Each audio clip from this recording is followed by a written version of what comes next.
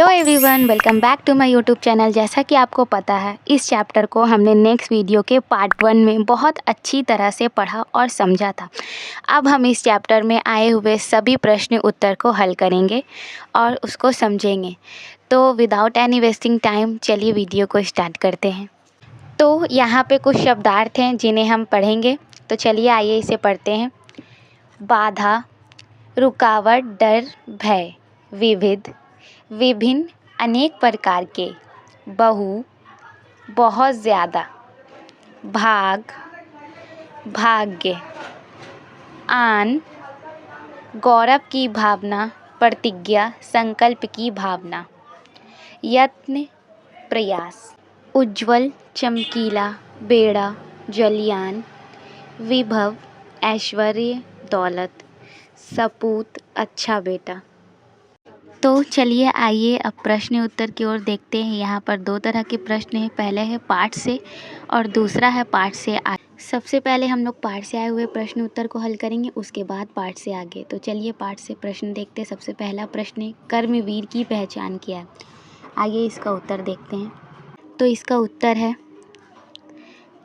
कर्मवीर की पहचान है कि वह बाधाओं और विघ्नों को देखकर नहीं घबराते हैं, अपने कार्य को कल पर नहीं टालते हैं, आज ही पूरा कर लेते हैं, अपने समय को व्यर्थ नहीं जाने देते हैं।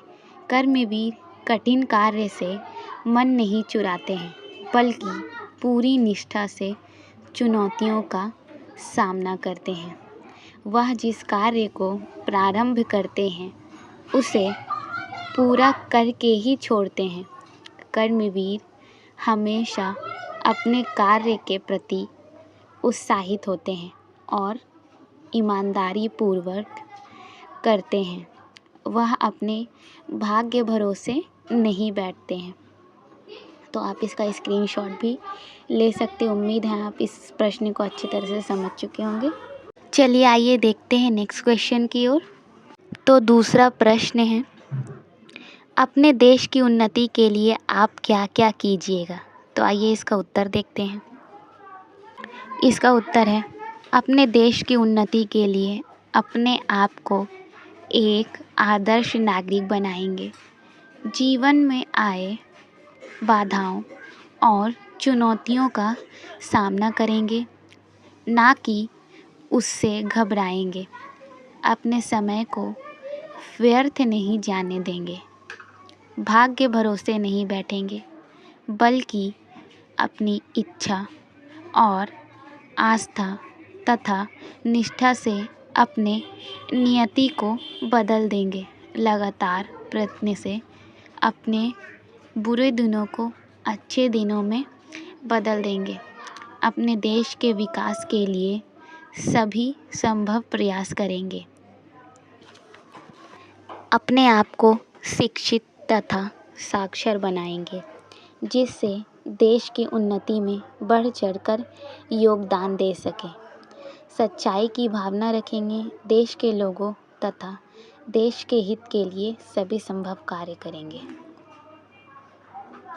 तो आप इसमें और भी अपनी तरफ से बढ़ा चढ़ाकर भी लिख सकते हैं कि आप अपने देश की उन्नति के लिए कौन कौन सा योगदान देंगे। आप इसका स्क्रीनशॉट भी ले सकते हैं। बढ़ते हैं अगले प्रश्न की ओर। प्रश्न संख्या 3, आप अपने को कर्मवीर कैसे साबित कर सकते हैं?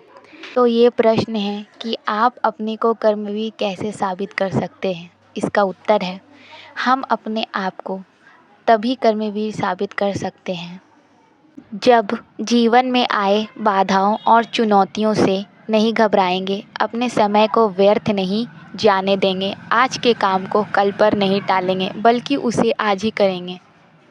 अपने भाग्य भरोसे नहीं बैठेंगे, लगातार प्रयत्न से अपने बुरे वक्त को अच्छे वक्त में बदल देंगे, कभी किसी कार्य को पूरा किए बिना नहीं छोड़ेंगे, कठिन से कठिन कार्य से भी मन नहीं चुराएंगे, हमेशा सत्य और अहिंसा के पथ पर चलेंगे, अपने देश एवं समाज का हमेशा कल्याण करेंगे। तो यह वह तरीके हैं जिससे हम अपने आप को कर्मवीर साबित कर सकते हैं। आप इसमें भी कुछ बढ़ा चढ़ाकर अपनी ओर से लिख सकते हैं।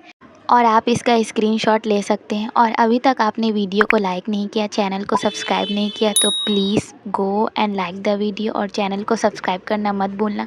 तो हमने अभी पाठ से आए हुए सभी प्रश्न उत्तर को हल कर दिया है। अब हम आगे पाठ से आगे के प्रश्न उत्तर को हल करेंगे।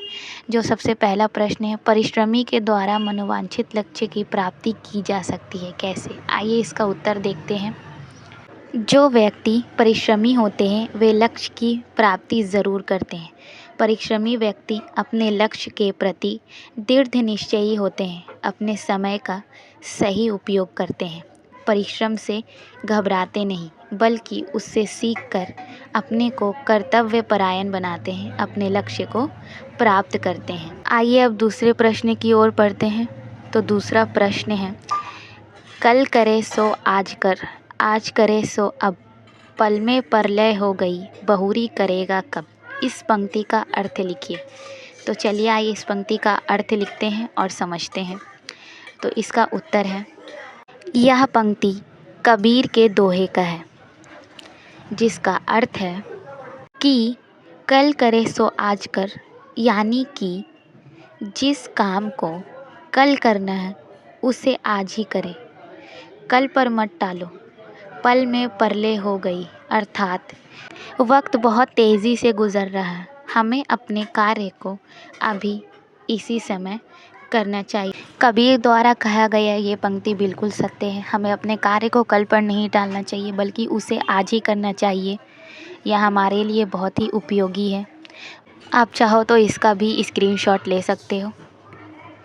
तो अब सबसे आखिरी और अंतिम प्रश्न, प्रश्न संख्या 3, आप किसे अपना आदर्श मानते हैं और क्यों? तो चलिए आइए सबसे आखिरी प्रश्न का उत्तर भी देखते हैं और समझते हैं।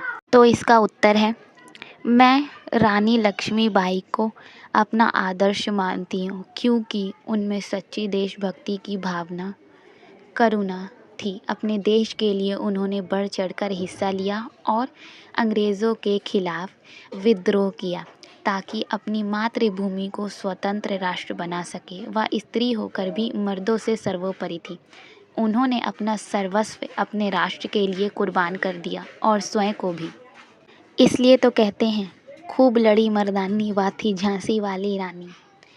वह हम सभी स्त्रियों के लिए एक मिसाल थी, इसलिए मैं उनको अपना आदर्श मानती हूँ। इस प्रश्न को आप खुद से भी हल कर सकते हैं। आप किसे अपना आदर्श मानते हैं? फॉर एग्ज़ाम्पल महात्मा गांधी, और जैसे कि मैंने अपने उत्तर में लिखा रानी लक्ष्मीबाई। आप इन सब में से किसी के बारे में भी लिख सकते हैं और अपने मन से उनके बारे में बता सकते हैं कि आप उनको अपना आदर्श क्यों मानते हैं। तो हमने इस वीडियो में सभी प्रश्न उत्तर को हल कर दिया है। और जानने से पहले चैनल को सब्सक्राइब ज़रूर करिएगा और जुड़े रहिए ऐसी ही वीडियो पाने के लिए। मिलते हैं नेक्स्ट वीडियो में। सी यू, बाय।